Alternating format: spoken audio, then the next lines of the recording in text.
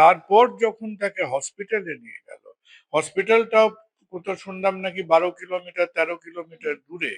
এখন আমাদের দেশে তোমাকে 12 কিলোমিটার গাড়ি করে যেতে হয়তো 15-16 মিনিট সময় লেগে যাবে। Honestly speaking that is too long time.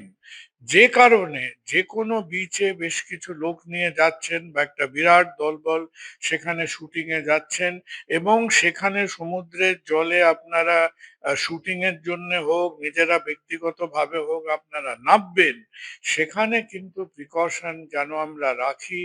এবং বেচারা বেচারা রাহুলের এই একটা মর্মান্তিক দুর্ঘটনার মধ্যে দিয়ে এই যে সত্যটা এবং এই ব্যাপারটা আমাদের যেন মাথায় যেন আর আমাদের কখনো সরে না যায়।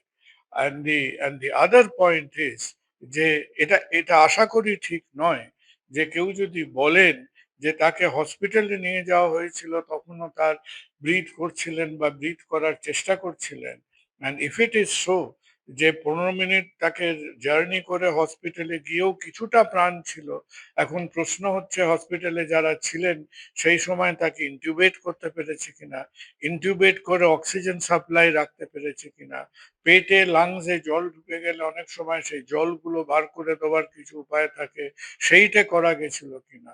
অর্থাৎ এগুলো অটোমেটিক না।